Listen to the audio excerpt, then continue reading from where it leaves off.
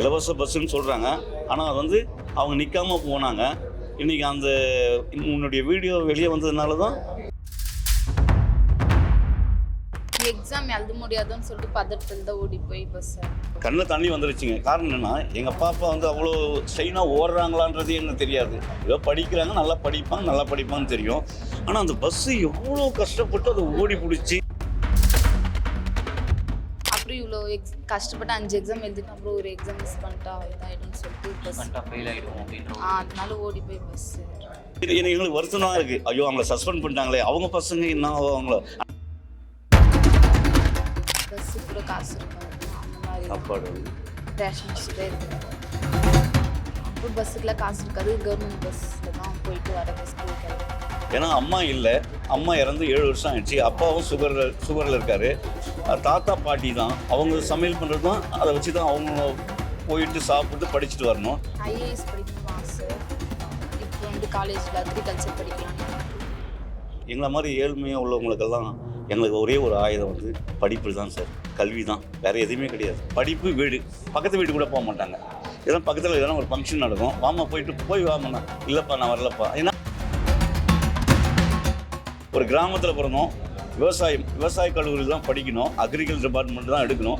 அது படித்தா நம்ம விவசாயமும் தெரிஞ்சுக்கணும். இன்னொன்று வந்து அவங்க வந்து அவங்களுடைய கனவே வந்து ஐஏஎஸ் தான். படிக்கிறதுக்கு மட்டும் ஹெல்ப் பண்ணலாம், காலேஜ் படிக்கிறது. எஸ்வி ரியல் எஸ்டேட் மற்றும் உங்கள் ப்ராப்பர்ட்டிஸ் வழங்கும் சிஎம்டிஏவால் அங்கீகரிக்க பெற்ற அனைத்து வசதிகளுடன் கூடிய வீட்டு மனைகள் ரெடியில் மாதவரம், பொன்னேரி, மீஞ்சூர் பகுதிகளில் உடனே வாங்கிட இன்றே தொடர்பு கொள்வீர். தொடர்பு கொள்ள வேண்டிய தொலைபேசி எண் 9791175755. வணக்கம் சார். சார், ஒரு சில மாதங்களுக்கு முன்னாடி ஒரு வீடியோ பார்க்குற எல்லாரையுமே வந்து மனசை வந்து ரொம்ப உழுக்கக்கூடிய வகையில் இருந்துச்சு. என்ன சார் நடந்துச்சு? சார், நாங்கள் வந்து திருப்பத்தூர் மாவட்டம் வாணியம்பாடி கொத்தக்கோட்டை வந்து ஒரு கிராமம். அது அங்கேருந்து எங்கள் பாப்பா வந்து +2 வந்து ஆலாயம் கேர்ள்ஸ் ஹையர் செகண்டரி ஸ்கூலில் படிக்கிறாங்க. லாஸ்ட் எக்ஸாம் வந்து இயற்பியல் எக்ஸாம். அது அந்த எக்ஸாம் 7:40க்கு எங்களுக்கு பஸ்ஸு கிடைக்கும் கொத்தக்கோட்டையில். அந்த பஸ் மிஸ் பண்ணால் அவங்க ஸ்கூலுக்கு போக முடியாது. திருப்பி வந்து 9:30 மணிக்கு தான், அதுக்குள்ளே ஸ்கூல் வந்து ஓப்பன் ஆகிடும். அப்படி இருக்கிற சூழ்நிலை 7:45 ஒரு கவர்மெண்ட் பஸ் தான். அந்த பஸ்ஸில் வந்து ரெடியாக நிற்கிறாங்க ஏறத்துக்கு. அவங்க வந்து பஸ்ஸை நிற்காம ஒரு 250 மீட்டருக்கு போயிடுச்சுங்க. அப்புறம் ஓடி போகிறாங்க, அவங்களால ஓட முடியல.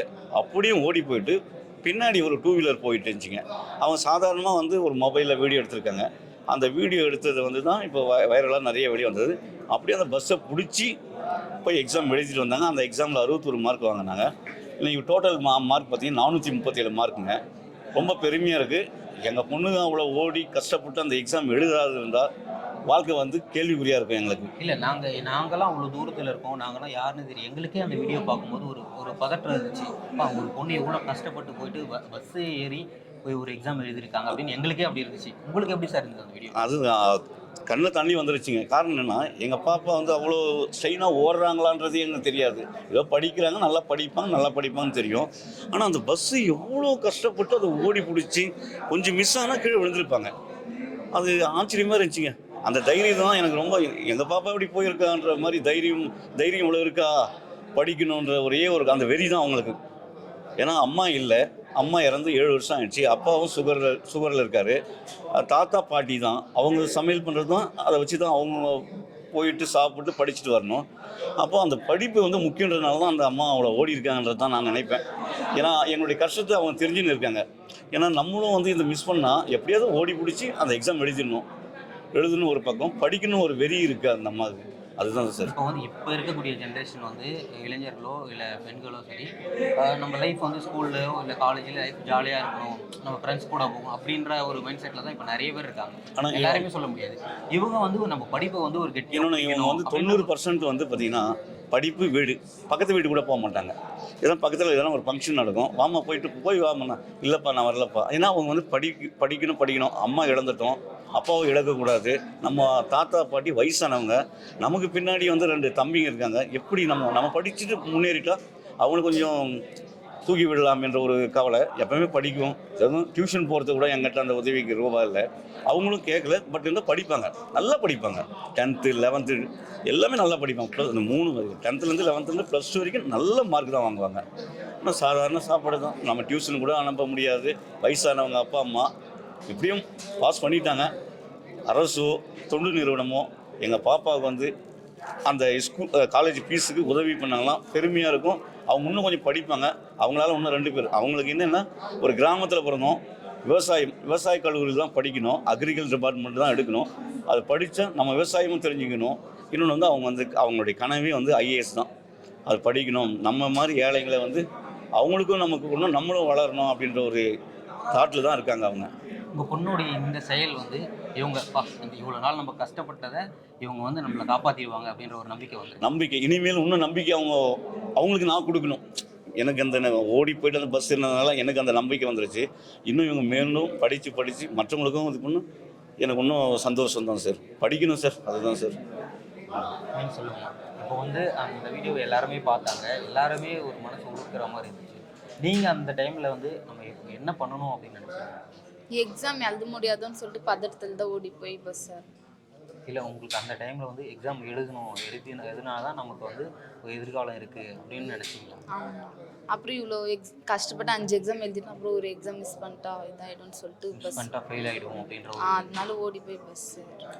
இப்போ வந்து அவ்வளோ கஷ்டப்பட்டு நம்ம போயிட்டு எக்ஸாம் எழுதணும், நம்ம பாஸ் பண்ணால் தான் நம்மளுக்கு வந்து ஒரு லைஃப் இருக்குது அப்படின்னு நினச்சிங்களா? அப்போது வந்து உங்களுக்கு வந்து என்ன இருந்துச்சு? நம்ம இதை மிஸ் பண்ணிட்டா நம்ம லைஃப் மிஸ் ஆகிடும் நினச்சிங்களா? ஸ்பாயில் ஆகிடும்னு சொல்லிட்டு பஸ் ஓடி போய். சரி, ஓகே, எக்ஸாம் எழுதி பாஸ் பண்ணிட்டீங்க. அடுத்த கட்டமாக என்ன பண்ணலான்னு இருக்கீங்க? IAS படிக்கணும்னு ஆசை. இப்போ வந்து காலேஜில் அக்ரிகல்ச்சர் படிக்கலான்னு இருக்கேன். IAS ஆகிட்டு என்ன பண்ண போகிறீங்க? எல்லாருக்கும் உதவி செய்யணும், ஏழை மக்களுக்கு. உங்களை மாதிரி நிறைய பேர் வந்து கஷ்டப்பட்டுட்டு இருக்காங்க. ஸோ அவங்களுக்குலாம் நீங்கள் ஏதாவது பண்ணணும் அப்படின்னா என்ன பண்ணுவீங்க? படிக்கிறதுக்குலாம் ஹெல்ப் பண்ணணும். அப்புறம் சரி, ஓகே, நீங்கள் படிச்சுட்டு நிறைய பேருக்கு ஹெல்ப் பண்ணுறீங்க. அப்போ வந்து ஃபேமிலி வந்து இப்போ வந்து எவ்வளோ கஷ்டப்பட்டுட்டு இருக்காங்க. நீங்கள் எக்ஸாம் எழுத போகும்போதோ இல்லை நீங்கள் ஸ்கூல் போகும்போதோ என்ன மாதிரியான கஷ்டங்கள்லாம் உங்களுக்கு இருக்குது? பஸ்ஸுக்கு கூட காசு இருக்காது. அந்த மாதிரி சாப்பாடு வந்து ரேஷன் வச்சு தான் எடுத்துன்னு போகணும். அப்புறம் பஸ்ஸுக்கெலாம் காசு இருக்காது. கவர்மெண்ட் பஸ்ஸில் தான் போயிட்டு வர்றது ஸ்கூலுக்கு எல்லாமே. இப்போ வந்து நீங்கள் யாருக்கையாவது உதவி கேட்கணும், எனக்கு இப்போ பண்ணணும் அப்படின்னா என்ன நினைக்கிறீங்க? படிக்கிறதுக்கு மட்டும் ஹெல்ப் பண்ணால் போதும், காலேஜ் படிக்கிறதுக்கு. இப்போ வந்து ஒரு பெண்ணுக்கு கல்வின்றது எவ்வளோ முக்கியம்னு நினைக்கிறீங்க நீங்கள்? அவங்க படித்தாதான் அவங்க சுயமரியாதை இருக்கும், தன்னம்பிக்கை எல்லாமே. அவங்க படித்தா அவங்க சொந்த காலில் இருக்கலாம். அந்த மாதிரி. ஓகே, நீங்கள் சொல்லுங்கள் சார். ஒரு பெண்ணுக்கு வந்து கல்வி எந்த அளவுக்கு முக்கியம்னு நினைக்கிறீங்க நீங்கள்? அதாவது அப்பா அம்மா எப்படி பிடிக்குன்றப்போ அதை விட கல்வி அவங்களுக்கு ரொம்ப முக்கியமானுங்க. கல்வி இல்லைன்னா ஒன்றுமே இல்லை. அவங்க படிக்கணும். பெண்களோ ஆண்களோ, பெண்களுக்கு வந்து பண்ண சுயமரியாதைன்றது ஒரு பக்கம் இருந்தாலும் அந்த படிப்பு தான் அவங்கள வந்து அவங்க சொந்த ஒரு உணர்வோடு அவங்க சிந்திக்கிற தன்மை இருக்கும். படிக்கணும், பெண்கள் படிக்கணும். அவங்க படித்தா தான் அந்த குடும்பமும் நல்லா இருக்கும். அது பெண்கள் நல்லா படிக்கணும். அதுதான் சார் எங்களுடைய கொள்கை. அதுவும் ஏன்னா எங்களை மாதிரி ஏழ்மையாக உள்ளவங்களுக்கெல்லாம் எங்களுக்கு ஒரே ஒரு ஆயுதம் வந்து படிப்பு தான் சார், கல்வி தான், வேறு எதுவுமே கிடையாது. சாப்பாடு இருக்கோ இல்லையோ, ஆனால் புத்தகத்தில் வந்து அது படிக்கிறத தெரிஞ்சுக்கணும், கற்றுக்கணும். அதுதான் சாப்பாடுன்றது அப்புறப்பட்ட விஷயம். எனக்கு தெரிஞ்ச வரைக்கும் கல்வி எனக்கு முக்கியம் சார். எல்லாருக்குமே அது முக்கியம். எனக்குன்னு மட்டும் இல்லை, எல்லாருக்குமே கல்வின்றது எல்லாருக்குமே தேவை. அது சமமாக இருக்கும். தமிழக அரசு கூட நம்ம வந்து இங்கிலீஷ் மீடியம்லையோ அதில் படிக்கிறது எனக்கு கவர்மெண்ட் ஸ்கூலே பக்காவாக இருக்குது. நல்ல ஆசிரியர் இருக்காங்க, நல்ல கோச்சிங் இருக்குது.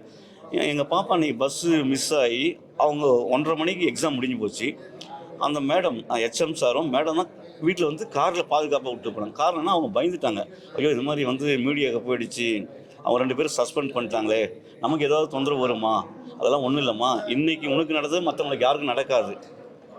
இலவச பஸ்ஸுன்னு சொல்கிறாங்க, ஆனால் அது வந்து அவங்க நிற்காமல் போனாங்க. இன்றைக்கி உன்னுடைய வீடியோ வெளியே வந்ததுனால தான் இன்றைக்கி எல்லாருக்குமே வந்து நின்று போகிறாங்க பஸ்ஸுக்கு. அந்த பக்கம் அந்த பஸ் அங்கே நிற்கிறாங்க, அவங்களுக்கு தெரிஞ்சு போச்சு, ஓ இது தவறு என்னன்னு. ஏன்னா அன்றைக்கி வந்து ஒரு எக்ஸாம் எழுதுனா இன்னும் பண்ணியிருக்க முடியாது சார். திருப்பி 6 மாதம் இன்னும் அந்த மெயின் இருக்கா இல்லையோ, இதுலேயே அவங்க ஒரு மனநலம் ஆகிட்ருக்கும். இந்த எக்ஸாம் விட்டுட்டுமே என்ன பண்ணுறதுன்னு. ஏன்னா அவங்க அந்த ஒரு வந்துடும். என்ன தான் 6 மாதம் பொறுத்து எக்ஸாம் வந்தாலும் 3 மாதம் வந்தாலும் அந்த ஒரு சப்ஜெக்ட்டுக்காக காத்திருக்க முடியாது இல்லைங்க. அந்த மைண்டு போயிடுது. அதனால் எல்லாருமே பெண்கள் வந்து கட்டாயமாக படிக்கணும். அவ்வளோதான் சார். பொண்ணுடைய செயல் வந்து தவறு செஞ்சவங்களே வருத்தப்பட இது எங்களுக்கு வருத்தம் தான் இருக்குது. ஐயோ அவங்கள சஸ்பெண்ட் பண்ணிட்டாங்களே, அவங்க பசங்க என்ன அவங்கள, ஆனால் அது தவறு தான், அவங்க நிற்க வைக்காமல் தவறு தான். பட் வந்து சஸ்பெண்ட் பண்ணது இன்னும் கொஞ்சம் கஷ்டமாக தான் இருக்குது எங்களுக்கு. வருத்தப்பட்டிருப்பாங்க. அந்த கஷ்டமாக இருக்குது. ஏன்னா அவங்களுக்கும் பசங்க படிப்பாங்க, அவங்களுக்கும் ஃபேமிலி இருக்கும். பட் இனிமேல் இந்த மாதிரி தவறு நடக்கக்கூடாது, அதுதான் எங்களுடையது. அவ்வளோதான் சார். என்ன சார் படிக்க வைக்க போறீங்க? அவங்க பார்த்தீங்கன்னா நாங்கள் கிராமத்தில் தான் இருக்கோம் சார். கிராமத்தில் இருக்கிறதுனால விவசாயம்னா ரொம்ப பிடிக்கும். அது நமக்கு வேறு என்ன தெரியும், விவசாயம் எல்லாமே கம்ப்யூட்ரு, சாஃப்ட்வேர், வேறு என்ன இன்ஜினியரிங் எல்லாம் பண்ணுறாங்க. நமக்கு விவசாயம் பண்ணுறது ரொம்ப விருப்பப்பட்டது இருக்குது. அதனால் அந்த விவசாயம் சம்மந்தப்பட்ட வந்து படிக்கட்டுன்றதுனால தான் நாங்கள் முயற்சி பண்ணோம். கோயம்புத்தூரில் வந்து அப்ளிகேஷன் போட்டிருக்கோம். ஊடகங்களோ இல்லை 93 அந்த காலேஜில் எங்கள் பாப்பாவுக்கு சீட்டு அக்ரிகல்ச்சர் டிபார்ட்மெண்ட் சீட் வாங்கி கொடுத்தா ரொம்ப சந்தோஷமாக இருக்கும். அதுக்கு மேற்கொண்டு அவங்க முடிச்சுட்டு ஐஏஎஸ் பண்ணுறது தான் அவங்களுடைய கனவாக இருக்குது. அவங்க கனவு, ஏன்னா நான் வந்து திணிக்க முடியாது. அவங்க என்ன படிக்கணும்னு நினைக்கிறாங்களோ அது அவங்களுடைய ஸ்டைல். ஆனால் படிக்கணுன்றது எங்கள் ஆசை. அவங்க என்ன தேர்ந்தெடுக்கிறதோ அவங்கக்கிட்ட தான். அவங்க சொன்னது வந்து ஐஏஎஸ் படிக்கணுன்றது தான் ஒரு ஆசையாக இருக்காங்க. இல்லை நல்லா படித்தா சந்தோஷம் தான் சார். ஓகே சார், உங்கள் பொண்ணு நல்லா படித்து ஓகே சார், கூடிய சீக்கிரம் ரொம்ப நன்றி சார். வாழ்த்துக்கள். ஓகே சார், வாழ்த்துக்கள்மா. தேங்க்ஸ்.